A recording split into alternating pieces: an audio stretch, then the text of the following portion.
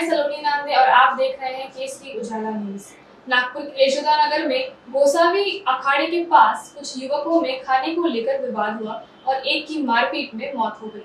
मृतक अमृत बामने को जख्मी हालत में अस्पताल ले जाया गया, जहां उपचार दौरान उसकी मौत हो गई।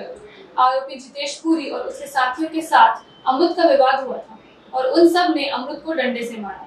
जितेश को पुलिस ने गिरफ्तार किया है और बाकी आरोपियों को जल्द गिरफ्तार करने का दावा उन्होंने किया है।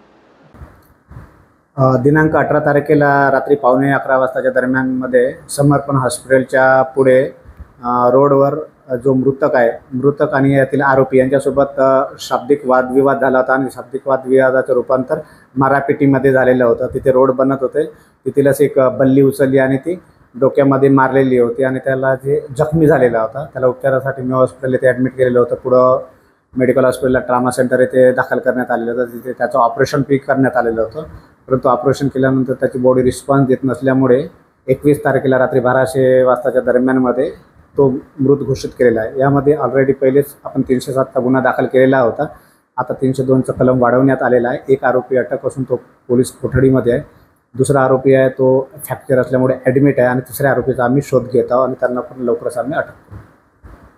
याच्यामध्ये कारण अद्यापर्यंत समोर आलेलं नाही, परंतु वेळेवर उद्भवलेला झगडा आणि त्या झगड्यामधून एक दुसऱ्यात झालेली मारापिटी एवढंच कारण समोर येत आहे। असे काही दुसरे काही जुने पुराणे वाद होते असं पण नाही आहे आणि वेळेवर उद्भवलेला हा झगडा होता आणि त्या झगड्यामधून मारापिटी झालेली होती।